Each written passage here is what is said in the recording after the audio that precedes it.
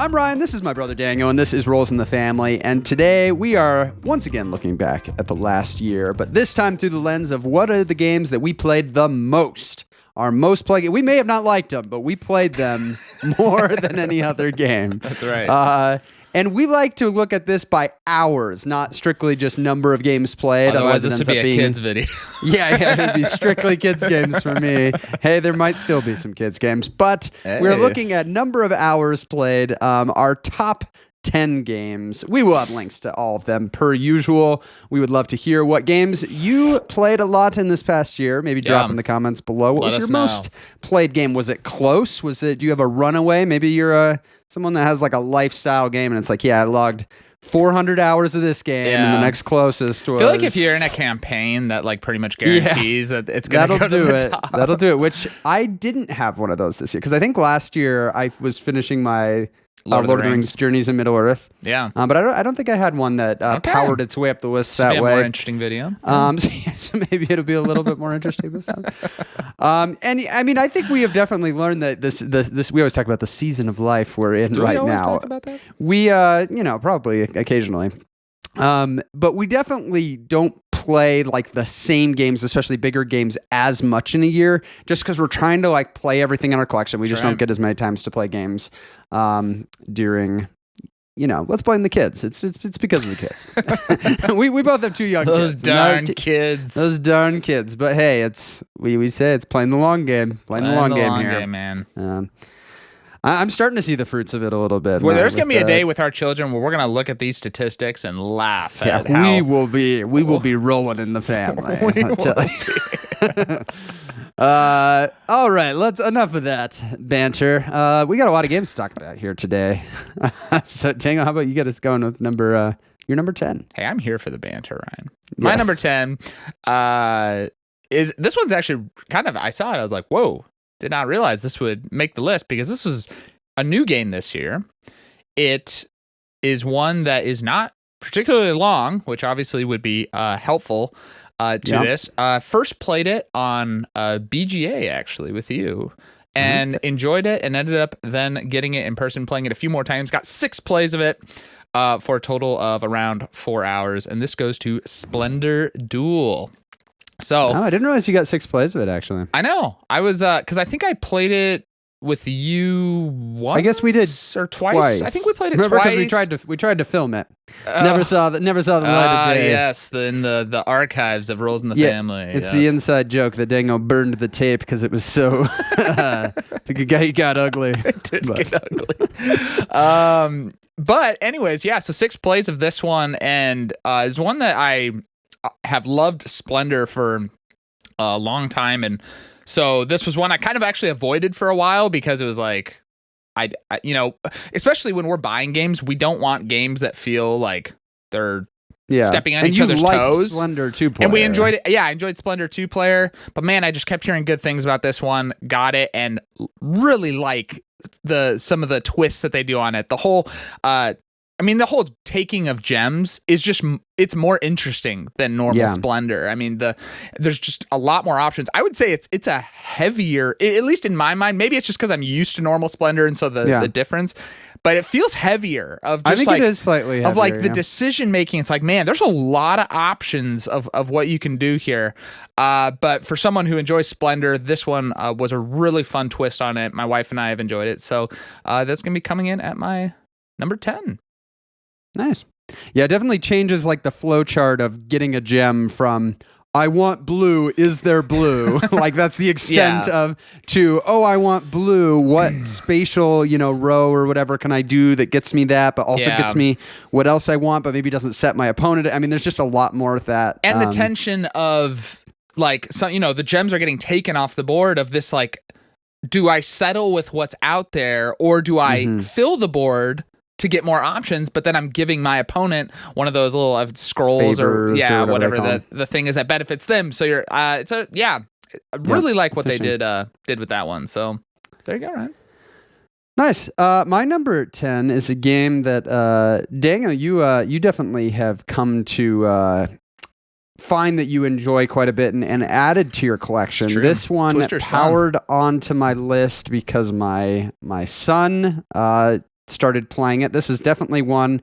I think I had this as like one of my top family games when we did that video, which was only further evidenced by me introducing it to my 4-year-old and having it actually work really well. And anytime my 4-year-old starts liking a game, that starts usually a month of daily hits on that game. I know, you need to track when did they start liking it, and then but we're able, especially 2-player, to play this really quick. So despite 30 plays of Seven Wonders Architects, it came out to about 8 hours. And so like I said, most of these probably, I mean, I did play a decent number of non-2-player games. I mean, we brought it on our vacation and played it with you and some of the other family. So it has gotten to the table, but the bulk of those have been 2-player with my son. And yeah, it really nails an accessible game that still gives you some of those feelings of a game like Seven Wonders.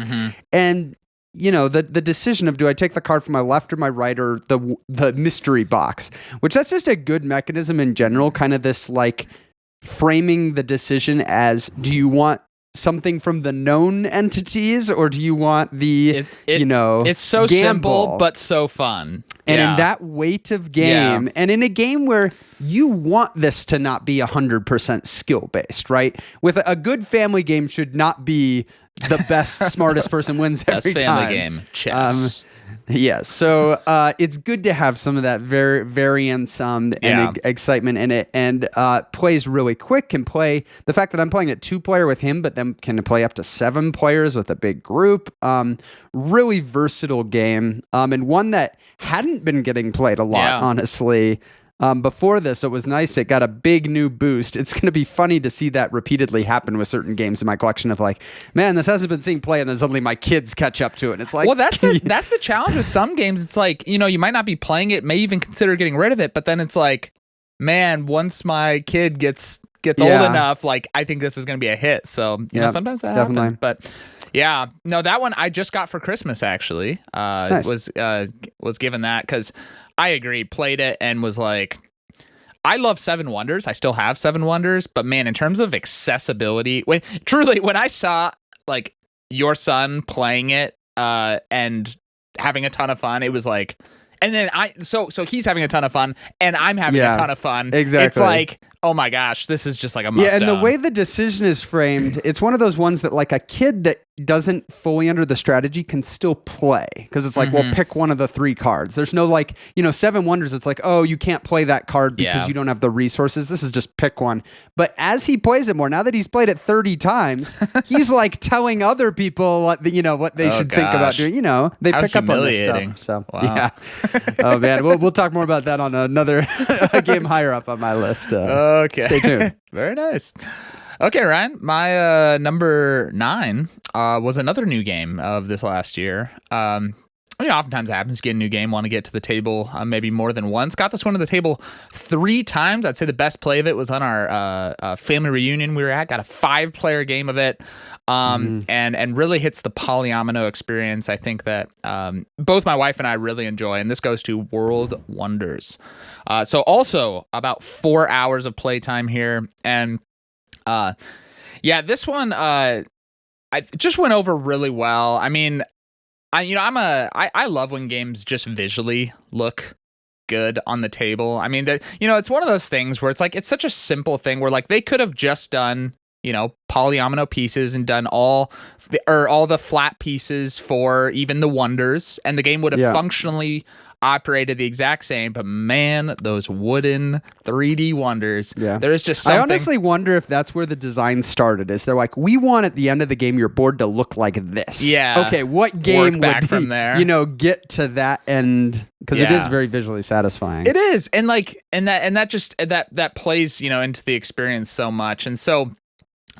But you add on top of that, I think just a really kind of interesting mechanic of, you know, your draft, everyone's, you know, you basically have a certain amount of money and you're buying what you want and from kind of the main area, but then this tension of buying a wonder always uses the rest of your money. And so to be as efficient as possible, you want to wait until you've only got like 1 coin left, because you can get a wonder for really cheap. But you're then waiting and someone might take the thing. So that kind of tension, I haven't really seen that in a game before. That kind of like I want to wait to be as efficient as possible, but waiting obviously is negative. So the mechanics of it were really fun, and it's gone over well. Kind of it hits that kind of, I think sometimes talk about that medium weight gaming area is actually sometimes kind of hard to find ones that I think it's definitely harder than the lighter and the really heavy. Like it's like it's much more likely that a game is gonna like not satisfy one of those types of gamers. Yeah, because that's what you're really looking for in this medium, is to kind of bring like both sides and have like a good experience together. So always good to find ones that fit in that. Yeah, so that one was super fun. I'm interested in the expansion for it. It sounds like, obviously adds more wonders, but I think also has something that makes even the wonders a little more interesting in terms, like, right, that's honestly probably my only complaint of it, is just like right now getting a wonder is, every wonder is functionally kind of the same in terms of it gives you like a point or 2 points, versus it sounds like the expansion adds a little more, variability kind of variable with that. So that is my number 9 for most played 2024. Rolls in the family drinking games every time we say variability. Be careful out there, folks. Be careful out there, folks. My number 9 is another game. And maybe this is, I guess I haven't looked through my list in detail. Maybe this is going to be a theme. This is another one that is definitely powered by the fact that I play it with my son. But it is a very good game that has worked in a lot of situations. And I love that it's a game that I can bring out and enjoy with my gamer group and play something in it. But then I'm also, can play it with, it is a great game with kids, once they're kind of to the age where they can understand it. This is Marvel United. I played this 18 times, which came out to about 8 hours of play. And this one, I mean, it was fun. The transition of, my son getting into the Spidey and his amazing friends little cartoon show, which then got him very into Spider-Man. So he went through a very big kind of Spider-Man phase. And so obviously I have Spider-Man in this game. And if we looked at the stats, it would be like, how many was he Spider-Man? Toby's played the game like, 30 times, and like 28 times he's been Spider-Man. And then he's like tried 2 other ones. And, I usually just rotate through different characters. But what just a sandbox of being able to like create this game that for him is just like painting this, playing out the Spider-Man theme of fighting a villain, and you have the different locations, and we have all these different villains, and it's very plug and play, which is a lot of what I like about it.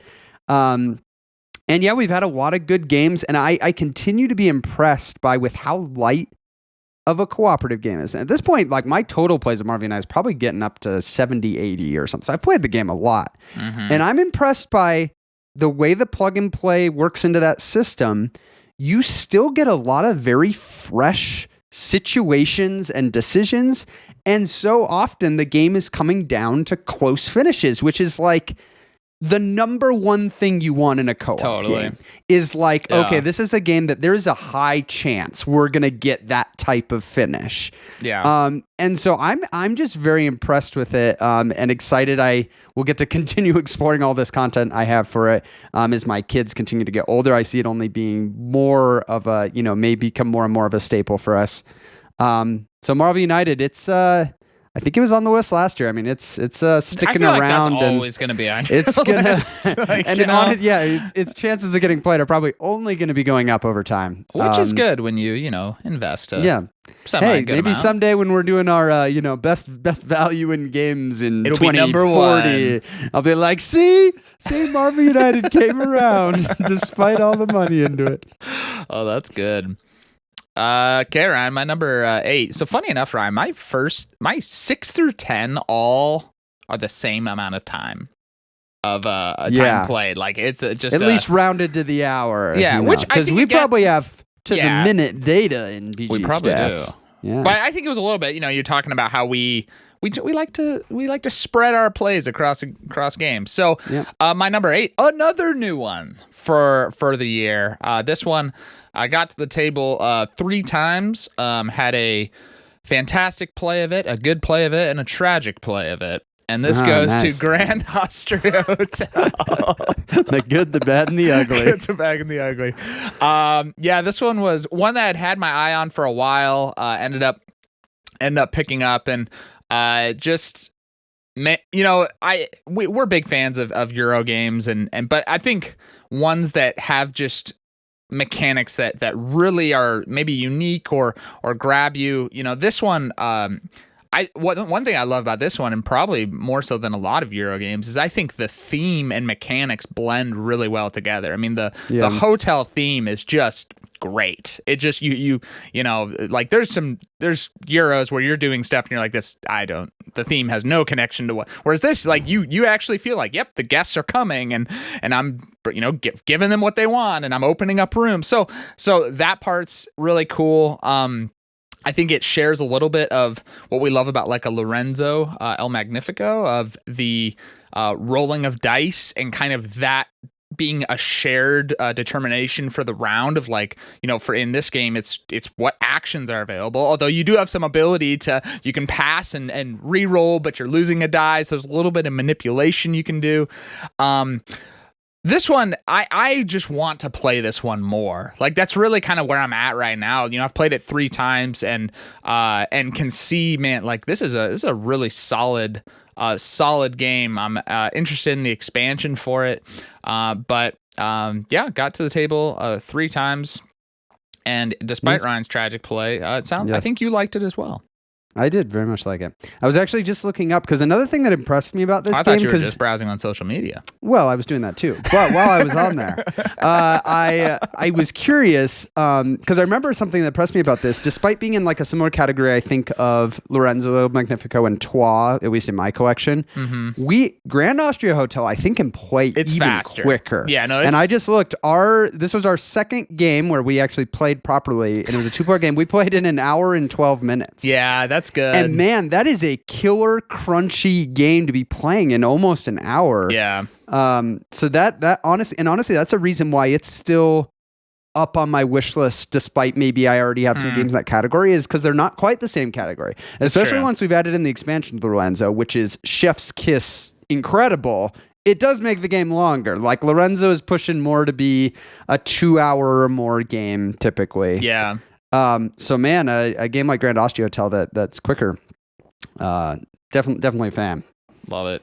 Doesn't help on this list to be quicker. I know. My number 8 is a game that, and there's a few of these on the list that they're like my big heavy games that managed to get to the table a few times, right? Like, they got enough times that, like, and it added up because they're longer games. I got 3 plays of this one. This is Ark Nova. Ooh. And that came out to about 8 hours. Very similar to you. My first part of the list here is all, except my times are like double yours. Yeah, you played more games than me. You know.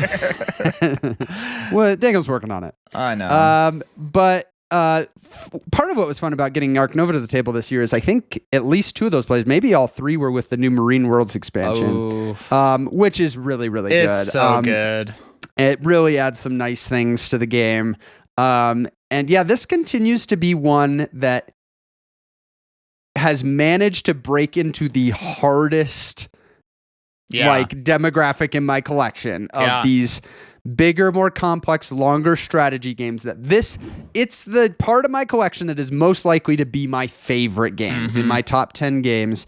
And so it's hard for a new game to come in, because I have to feel like, when I play this, I don't regret that I didn't play all of my other favorites that are in this category. And Ark Nova has done that. And not only do I not regret it, but I am looking to get it to the table. And I'm like, it'd be fun to play Ark Nova again. Yeah. So really, really enjoy this one. Really enjoy with the expansion, and hoping can continue find a way to get these big games to the table. I know. Toby's not quite ready for Ark Nova, but we're working on it. You can try it. Very nice. Speaking of big games that get to the table and make it on your list, you know, sometimes all it takes, Ryan, is one play to make it onto your list, especially when it's maybe a tougher year of gaming with an additional child added to the family. But my number 7 is going to go to a longtime favorite of us, one that we've played for many years, will play for many years, and really is just even in our gaming groups, just probably one of the most requested big games, if not the most requested. And this goes to Eldritch Horror. Got one play of it, and this one, so 4 hours, is how long that play took. Which sometimes you can play it a little quicker if you lose faster. Yeah, I would say that's a longer game. But that's but man, Eldritch Horror is just kind of the drink variability thing that we love. I want to hear what other words. Let us know down below what other words we should include in a There's rules probably some software that you family, can that we say the most, or throw all the videos through some AI and make a word cloud. No, that's what our commenters. That's what our our fans are for. Crowdsource it. Outsource it. That's right. But anyways. Man, this one is just a sandbox of fun, and like whenever I get so what'd you say? I said most of the time. or a sandbox of misery. It can also be that. Yeah, that's a good point, Ryan. This game can have some pretty tragic lows. And it's sad when it doesn't hit. Especially when you're only getting one play a year. Because it's like, man, it's true. And actually, I think this one was a tough game. But when it hits, it's one of the just the most fun, like, cooperative shared experiences, because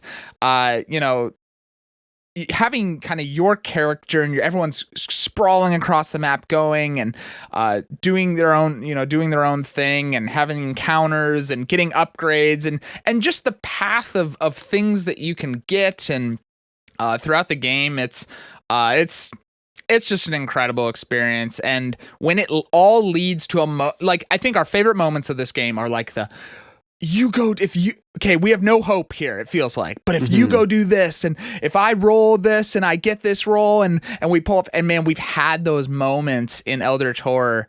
And when you add all the expansions that we have, it just makes every game of it feel so different. So one that I kind of feel like every year I need to get at least one play of Eldritch Horror to the table. Yeah. It's just that kind of game. So yeah, well, and it's interesting hearing you do it, because Eldritch has probably been in my top 10 most played of the year, like every year for a decade. And it's not this year. Oh my gosh, Ryan. Despite me actually playing it more than you. I had 2 plays of it in about 5 hours. Apparently I play it much more quickly. Yeah, we were a little slow. But that bumped it all the way down to like my number 21 of my most played of the year. Jeez, Ryan. So but again, it's one of those things that had it just gotten to the table one more time, it would have been on. Because all of that, like my 10 to 21 is like a very narrow window of time. Yeah. Nice. It's always, Eldritch always has a chance of being on this list for us. It does. My number 7 is a game that was new, and as you said, oftentimes new games can perform well here because we are looking to get it to the table a few times, early on when we first get it. This is one that definitely, that was the case, but it also is a very accessible game that there's a lot of situations where it could work. I know we played it, I think multiple times on our road trip with some family. This is Foundations of Rome. And I got 6 plays of this, which is all my plays I've played of. Oh, actually, that's not true. I've played it once in the new year. But I had 9 hours of Foundations of Rome. And like I said, this is an accessible one, despite the size of the box. You might give some less gaming prone people a bit of a heart attack when you pull out the big brick. What did I just sign up for? And they're like, yeah, my goodness, you have to reassure them. This is not Gloomhaven. But really, all that size is just this kind of over the top presentation that really makes this building up of Rome that much more satisfying and just tangibly fun to be moving these big chunky pieces around. And very functional. I mean, I continue to just like sing the praises of how well they packaged all this to where you give everybody their color tray, everybody opens it, and I mean, you're like ready to go. Like, it's beautiful. The setup time for the size of the box is one of the best ratios. Like, because usually the bigger the game box gets, the worse the setup gets. That's so important.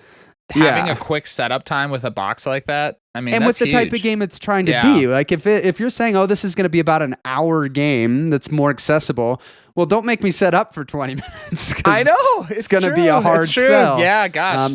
We're willing to set up for 20 minutes for Eldritch because we know we're probably in it for the long haul. But right. Yeah, so really, really impressed by this. There is now the Foundations of Metropolis, very much more mass market version of that. Honestly, for most people is what I would recommend. I think it's still such a strong game, the game design of it, that it is worth looking into trying Foundations of Metropolis if you think this looks interesting to you. Yeah. I love that I have Foundations of Rome and can bring out the, and it's we definitely both in our gaming groups tend to be the people that provide the games. Often we're the ones hosting. Oh, I charge people when they come over. Yeah, so. We've talked about that. We might have to start in this economy. But bringing it out and getting to just give people this experience with this thing is very fun. And it's one that I see getting played a lot over the years with how kind of accessible it is and just how much I enjoy it. Very, very pleased with Foundations of Rome. I charge people with snacks. I tell them bring a snack. Bring over. snacks. So do you get specific about what kinds of snacks? Because you're getting kind of risky if you just leave it wide open. Well, I just slam the door on them if they bring Cheetos or something. Yeah, it's well, they clearly don't know what we're doing. This was a test. It was a test, and you clearly failed. So, my number 6, Ryan, the last of the 4-hour groupings. A shorter game, kind of. Yeah, shorter. I guess I got 4 plays of it, so I guess averaging kind of an hour or so. That's how the math works out there, Daniel. Thank you. I'm good at division. Okay, 4 and 4. Surprised you didn't get out pen and paper there. I know. I had some good education. But this is one that I think you talk about family games. This one is also very high in our recommendations. Is one that is very accessible, yet I think, again, you talk about a little bit of the bridging of the gaps. I think what I love about this one is, man, if you want to think, this one will give you the opportunity to think. This is going to go to Cascadia. And this one, I think, why it's been such a hit, for us is very easy to, the rules are very, very simple. It's take a tile, put it on your, put it on your thing. But the scope of planning and optimization is quite large, how do, because you're trying to match the terrain because you're comparing with other people and you score based off of who has the most in each terrain. Whenever every tile has a animal that so on your turn you place a tile and then you place the pairing that you draft also has an animal that you place out onto your map, and the animals all have unique scoring. So there's multiple unique scoring things that are happening, and you're trying to optimize. I love games of optimization. It's because it's very narrow focus. I'm not having to think about a million different. It's okay. Yeah. But how you do it, especially with that paired drafting, is just so good. So this one's such a good one to have in the collection. I want to say I got it maybe, I want to say it was back in 2023, maybe for my birthday. I want to say I got it. Yeah. And I got 4 plays of it. It's an easy one to get to the table with people. So that is my number 6. Nice. Yeah, I'm still looking forward to trying because I got the Cascadia expansion. I played it with you. Yeah, we played it together, which it was fun to try those modules, but I'm also looking forward to trying the 5 or 6 player game. Yeah. Of just being able to play with some more people and seeing how well that plays. Because we talk a lot about it, especially 6 players. It's a tough number. There's a lot of games that drop off at 4 or 5. Not Agricola. So nice. Not Agricola. That's why I always pull that out when I have 6 people. It doesn't matter who it is. My number 6, speaking of number 6, my number 6 is another one in the category of bigger games that I got to play 3 times. So among those games, it's which ones took the longest are going to go a little higher on the list. This one definitely was 3 games that were a little longer than this game normally takes because I was playing with new players. But very fun to introduce this one to new players and had really positive experience. And I got beaten by the new players, I think both times I played this. So I don't know if that says, I prefer the glass half full approach of, man, I must have taught the game so well. I know. If this player was able to beat me on purposely that leave first. rules out. That's different philosophies. But this is Terraforming Mars.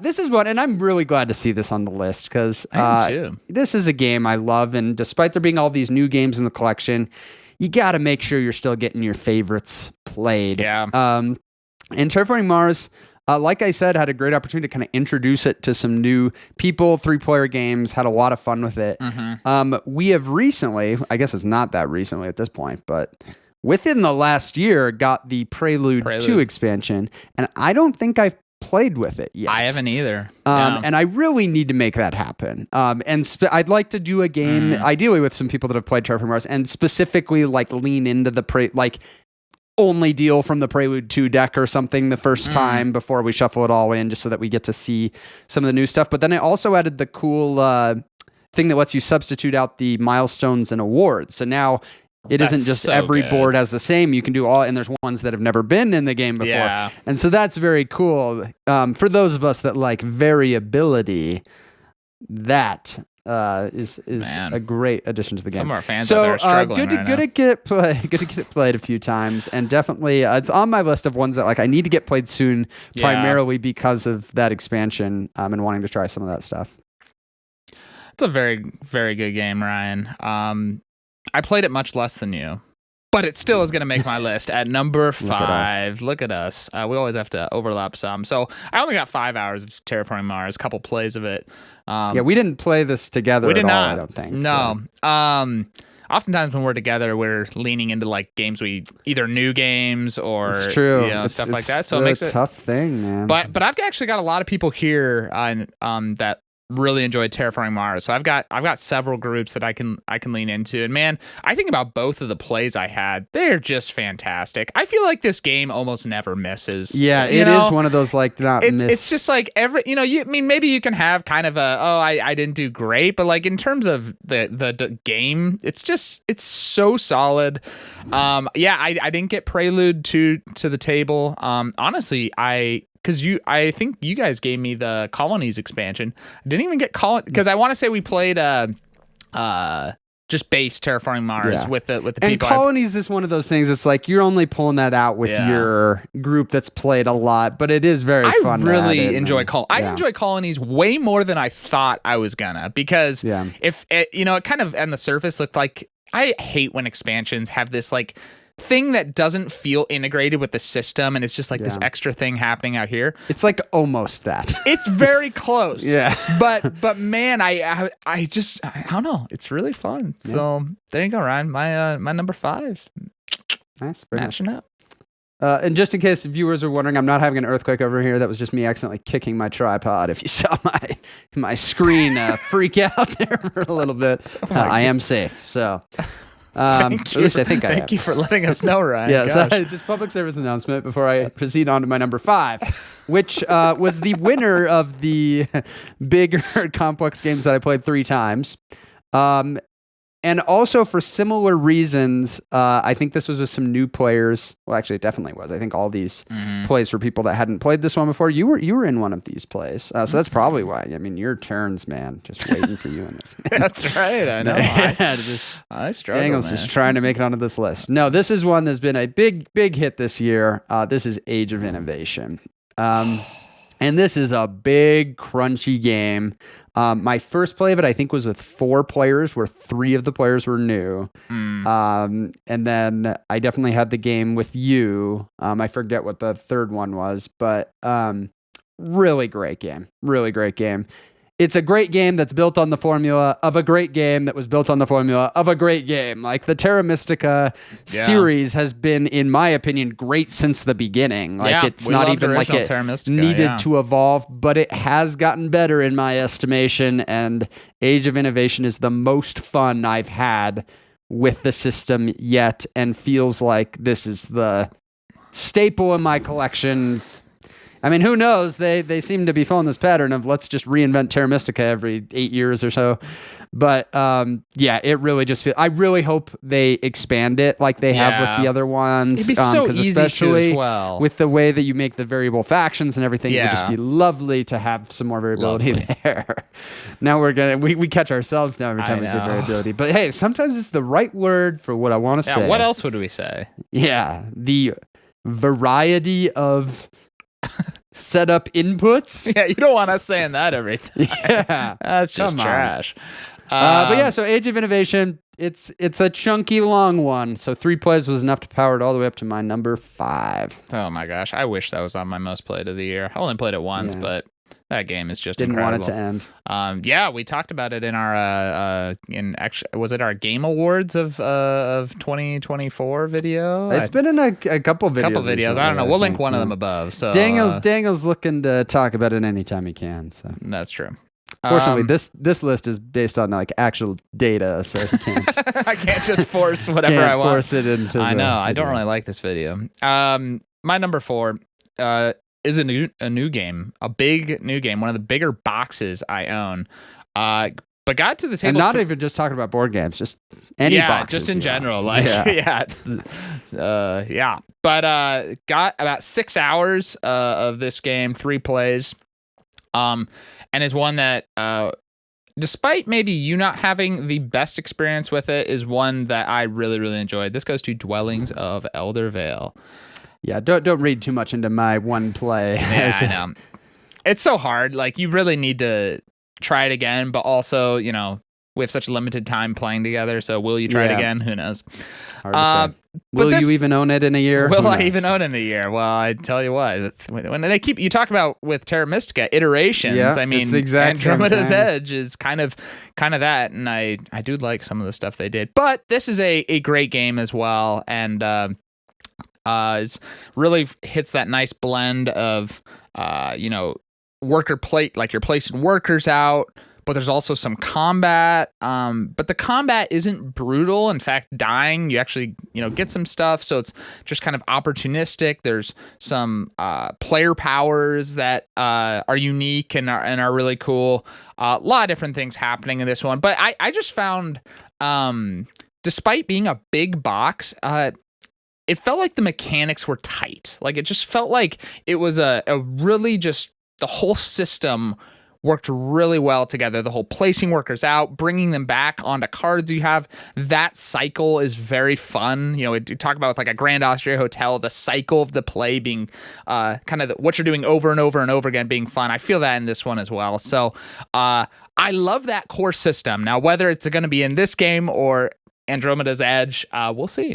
I got to try that one eventually, just to see which one I like more. But for now, this one is the one I own. There you go. Yeah, if you like Dwellings of Eldervale. Well, I don't even know what you just said. I feel like it's like a sprawling presentation without being a sprawling design. Like sometimes these big sprawling presentations, it's like, okay, it's a very kitchen sink. And sometimes that's fine. Like that's the type of game you're looking for. But this one, like it's very like intentional with how it kind of ties everything together. Yeah. Which I think is good. Cool. Cool. We're all the way up to my number 4, which is on this list for 2 reasons. Well, 3 reasons. 1, it's new this year. 2, it's longer generally, and 3, it's solo, so it's a little easier for me. You played it. And 4, I played it because those first 3 do not guarantee that's on the list. Yes, true. Really, the main factor here was how many times I played it and how long those plays were. Good. Good are point. Really what powered this one to number 4 on my list. Wow. This is Paperback Adventures. And I feel like my brain goes to the exact same place every time I want to start talking about this, where I would normally say this is the game that most gave me the feeling of coughing. No, the feeling of Slay the Spire in a board game, but now there is Slay the Spire, the board game. So I got to get rid of that. It's hard to say that now. I got to get rid of that talking point. You could just keep saying it, yeah. But Paperback Adventures does a great job of doing this roguelite. There's all these different like terms people use. There's probably differences between them. But this kind of thing where you're going through a run of it, and if you ever die, like that's the end of your run. Yeah. And you're seeing if you can beat the run, and it's going to be a unique build every time of different powers that come together. I absolutely love that formula. Whether it's a video game, whether it's a board game. You do. I just really click with that. And this does it really well, combining it with word building. So having a hand of cards and making words. But I love that there's a lot of word games where it kind of boils down to what's the biggest word I can make with what I have. I do not like that. I love that Paperback Adventures has a lot more variables, whether it's the enemy ability or the cards you have, that you might have reasons to make really short words, or like, I need my word to start with this letter because it'll be better. You know, so the word construction is just a lot more interesting situationally. Yeah. And there's times where I play some little dinky word, but I'm like, man, that was such a clever play in this instance, and the way I did it with this object I have, or this item I have. And so I love that. It hasn't been getting to the table as much lately, honestly, just because it is long and it's a little harder for me after a long day to go, okay, do I want to put myself through an hour and a half of like word building? Like, I just have to be in the right brain space. And I'm sure once I get it out, like I'll get into the zone with it, but it hasn't been getting pulled off as much recently, but I would love to get to the table here soon. But about 10 hours of Paperback Adventures over those 6 plays. And I very much enjoyed all of them, at least most of them. Maybe there was probably like 20 minutes in there that I was frustrated, but the rest of it I really enjoyed. We put ourselves through board games, Ryan. Yeah. It's a grind. Yeah, like, you know how many times I don't want to play board games? So I'm like, man, I got to have stuff to talk about on the channel. That happens all the time. All the time. This is not a game that we put ourselves through, Ryan, because this is, according to recent objective data, the best board game there is. And this is going to go to Agricola, coming in at 7 hours in 2024. Got 3 plays of Agricola, which... 3 plays. I mean, think about that. 7 hours with 3 plays. I'm horrible at Division, but that's pretty speedy. That's not bad. Just over 2 hours basically for a play of it. Now, granted, most of my plays are 2-player, but this game, it's one that I think for hopefully both of us is going to be on this list every year, because it's one that is just like. And it's all the games we have.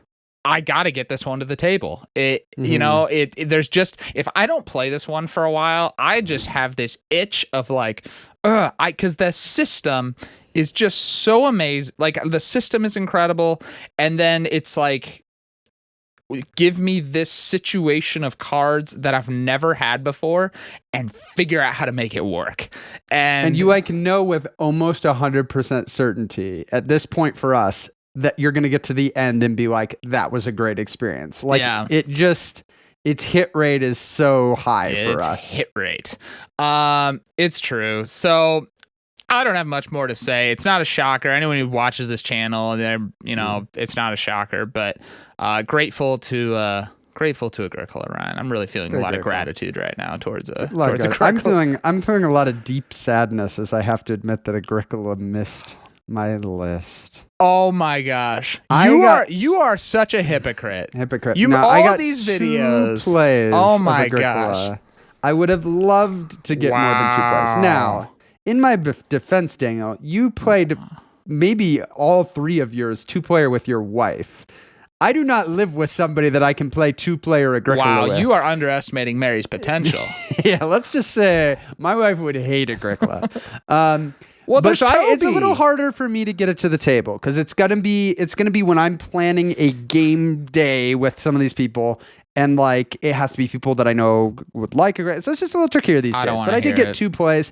It's one of those things. Had I gotten 1 more play, I would have probably made it. You call it your favorite game. You call it. I got to get to play it again. Unbelievable. Let me know down below how upset you are, disgusted Ryan, about this. You are disgusted. with my list. That now I'm going to talk about. He's a fraud. Yeah. Okay, Ryan. Actually, my number 3 is my. I hinted way early in the video about how it's funny when my son starts to play games enough that he gets kind of good at them and he just is very familiar with it, that then when he plays it with other like adults and, he's like giving them tips on how to play. And this is probably the funniest one in that category.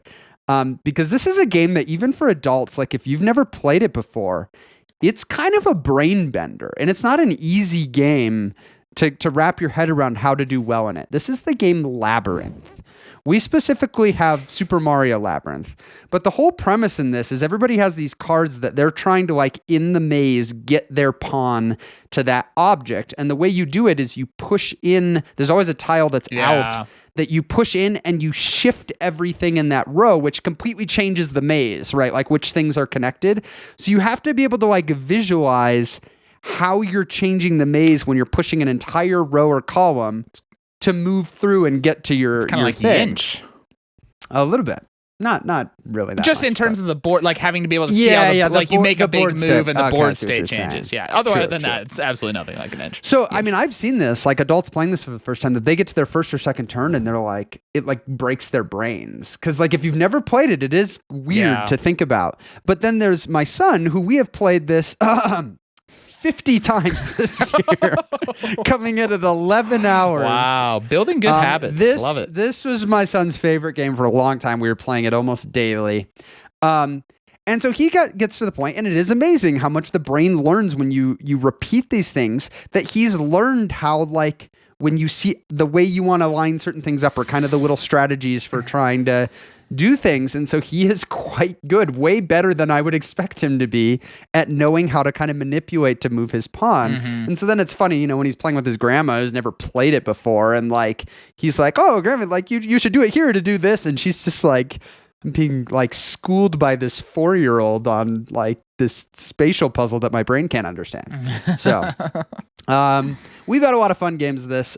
It actually is it's a great kids game in general. It's also got a great kind of like balancing mechanism between adults and kids, where you can have the kids be playing on the mode where their 6 cards or whatever are all face up. So they can kind of go after them all in any order and whatever they want. But then all the adults have a deck that you only have your top card up. So you always have to just go for the one you're going for.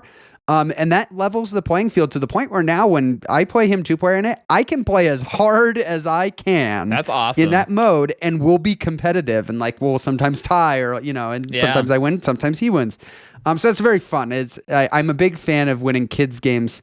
I don't like having to feel like you as the player have to self-relegate. Like I need to go easier for this to be a good experience. That's awesome. I either want the kids game to balance it through randomness, right? Like there's enough random elements that even if I try really hard, they might still win. Or things like this, where it's like there's a very easy way to kind of handicap that now with that handicap, I can play as hard as I want. Because it's more fun for me. It's more fun for them.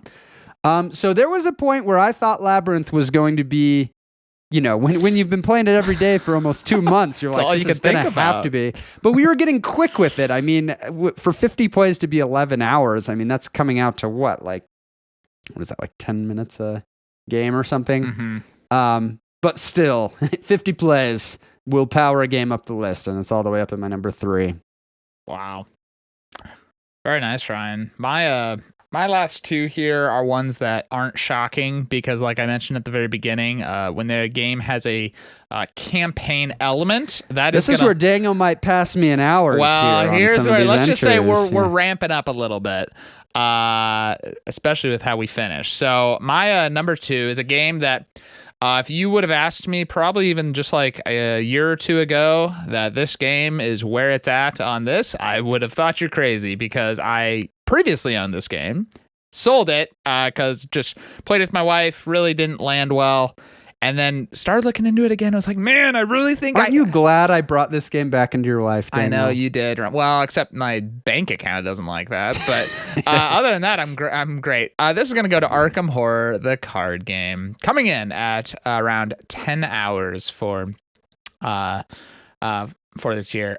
Just played the opening, 3. Well, I actually got 4 plays of it. We played the opening scenario twice, and then we finished the 3 mission kind of opening things. So 4 plays of it. That's not very speedy. We're a little slower.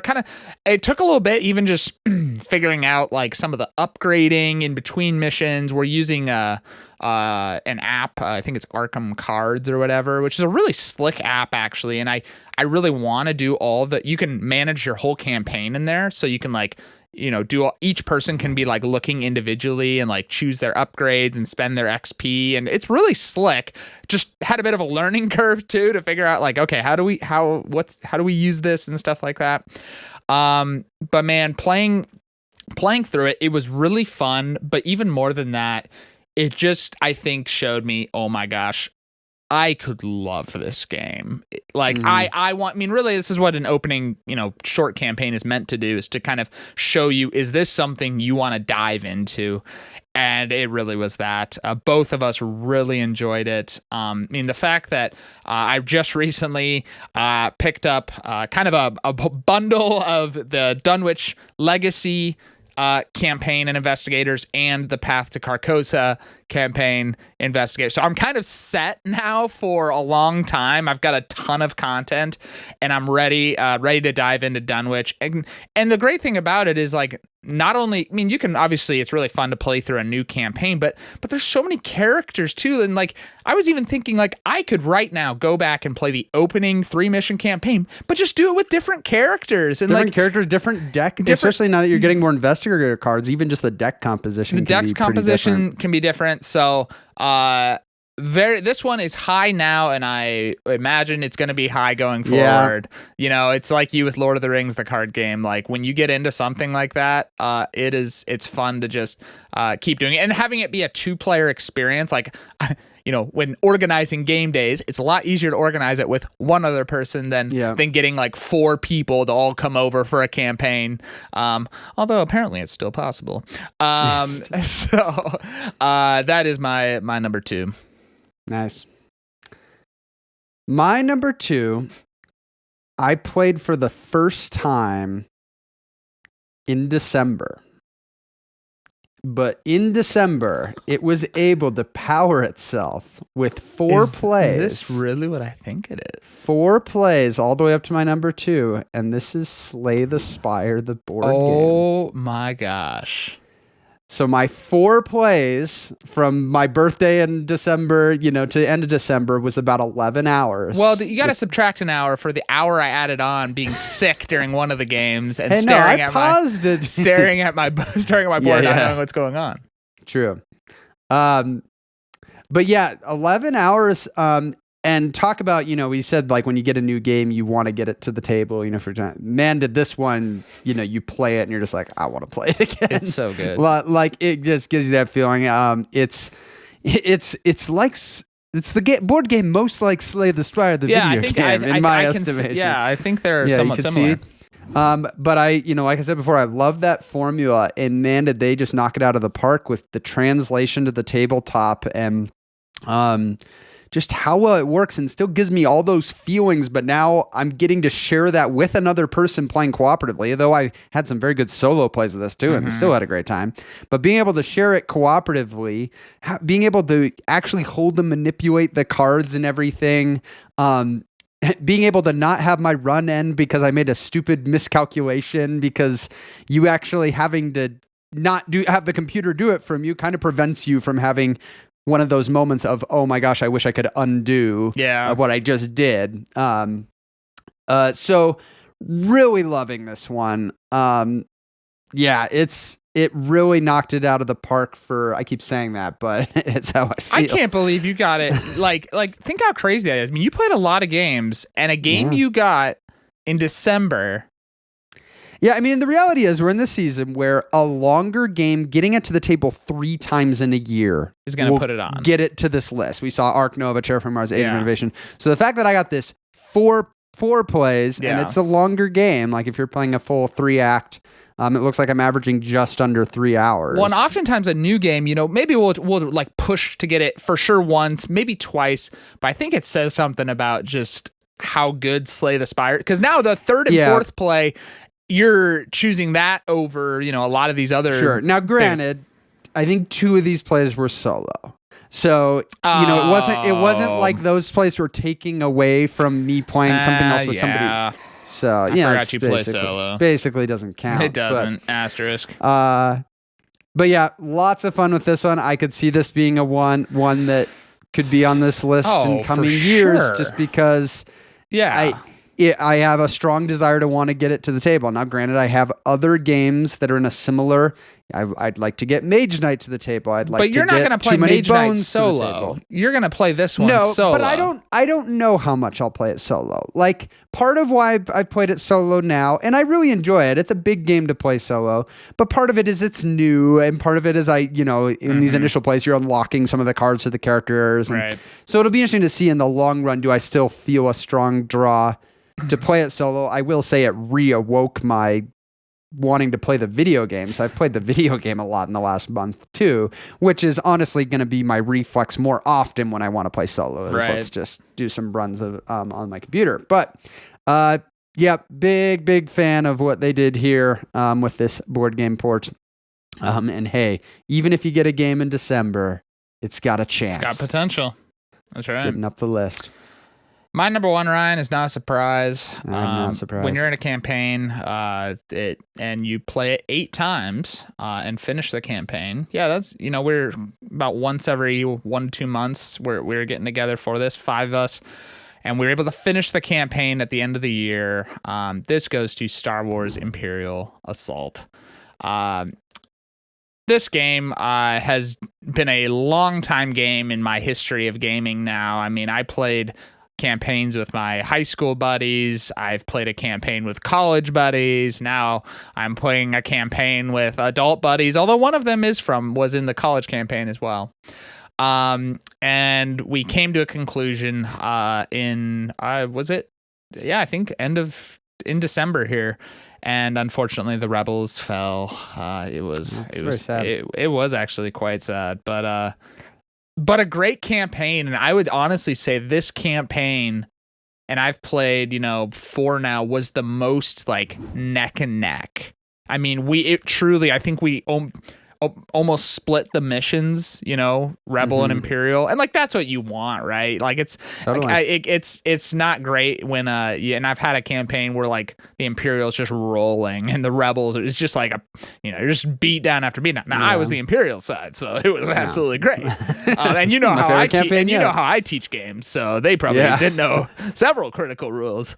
Didn't tell them till the 3rd game they could attack. It was it was quite like, man, this is really hard bunkering down and trying to withstand this.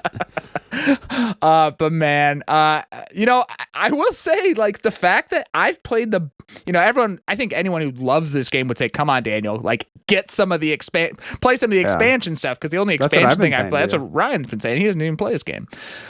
But it does say something about the game that I've played the base campaign for the 3rd time and had a ton of fun. And maybe it's just my bad memory, but like we play missions I've played before and I don't remember what's happening, what to expect and stuff like that. Because there's so many missions, it's hard to like remember exactly like. Well, and you've done what, like a whole Gloomhaven campaign? In between, you get all like these campaigns mixed up.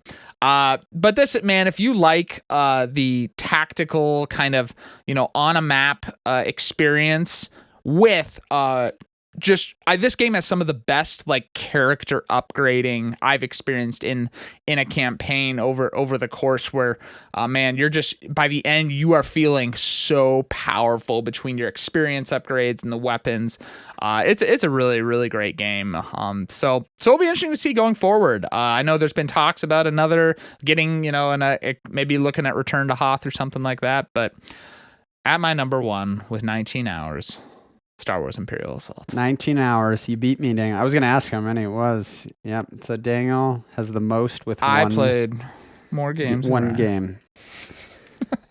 My number 1, when I actually looked, I was actually a little surprised. And it was mainly because the bulk of this came early in the year, and I kind of forgot just how much it was early in the year. Daniel will probably be, a little bit sad to see me crowning a kids game as my most played of the year. But I talked about when my son has a favorite game, it'll typically turn into like a daily thing that we're playing it. And the difference here, even though we played Labyrinth more, and that was like the later in the year favorite, this game is longer. This game usually takes us about a half hour, which for kids games, that's on the longer end of most of the kids games we have. This is Ghost Fightin' Treasure Hunters. Wow. And this is, I played this 29 times and it came out to about 15 hours. And this is a fantastic kids cooperative game in the like of pandemic. These type of games where like you're trying to control things from getting too out of control, with things popping around. So you're in this haunted mansion and ghosts are coming out. And if ever a third ghost would get added to a room, it turns into this like haunted ghost. And if all 6 haunted ghosts are on the board, then you lose. And you're trying to go in and retrieve these treasures and bring them out. And we need to get all 8 treasures out. So it's always the tension of like, we need to be working on the objective of getting treasures out, but while we're doing that, we need to keep things under control. And sometimes it's going to be like, okay, we need to focus on fighting ghosts because like that we are going to lose if we don't. And it's just got some really solid stuff. Like you go into a room and you get to roll a die to try to get a ghost. But if you're with somebody else, you get to roll 2 dice. So there's kind of like reason to want to stay together and help each other. If you're fighting one of the haunted ghosts, you need 2 people. And one person, if you have a treasure, is actually stuck in the room with them. Most of our plays have been with the advanced mode now, which adds some things like the treasures actually, when you go into a room with a treasure, you flip it and they're numbered from 1 to 8 and you actually have to get them out in that order. And so that adds a whole nother thing with like how you're doing that. And then it adds some nice variability into the deck that gets drawn every turn that says like where ghosts come out. Now you can have like all the blue doors lock in the place. And like until another one or a reshuffle comes out, all the blue doors are locked, which adds a nice kind of twist into it. Or there's these cards that might make you draw multiple cards. So like there's always that chance that like not just one ghost comes out, but multiple ghosts. So it's got some nice, just simple variability to keep the situations fresh there. And yeah, we've had a lot of fun with this. I mean, I think I've mentioned on the channel before that my son is very into Luigi's Mansion. He actually now has been playing Luigi's Mansion 3. Great taste in video games. That he got for Christmas. But so this theme could not have been like aligned more with our current like interests of like he was loving kind of this like ghost fighting. And at the time, actually, this game was out of print. I actually got it secondhand through like a trade. They are reprinting like an anniversary edition of it, which is great because I'm like, after playing it, I was like, man, I want to recommend this as like one of the best games, and it wasn't for available. A kids game. It's a kind of a must own in my mind. So we've had a great time with this. I actually just pulled it out and played it recently. It had been a little while, and it was just like, man, yeah, this is really good. There was a point after playing it, you know, almost 30 days in a row that was like, okay, I could go for some other games besides Ghost Fightin' Treasure Hunters. But after a little bit of a break, I'm like, man, this really is kind of a best-in-class co-op game. How many plays and hours are we sitting at with this one? It was 29 plays in 15 hours. Wow. So about half-hour plays. But yeah, early in the year when this was happening, I was like, this is going to be my most played game of the year. I was like, guaranteed. But it is one of those weird things of like, you know, he switches to being interested in another game. Yeah. Like it's very chunked with the year of, it's like very heavy on one game for a while. Right. But there you go. Ghost Fightin' Treasure Hunters. Honestly, one of the best kids games I've played. Managed to top my list. Hey, thanks for watching. We got links to all the games down below. We've got some other videos here that you can check out in the channel. Thanks for watching. I'm going to head back inside because it is a little nippy out here in the filming studio today. I think it's like -1 degrees out. So I'm going to go inside and get warm, and we'll see you in the next video.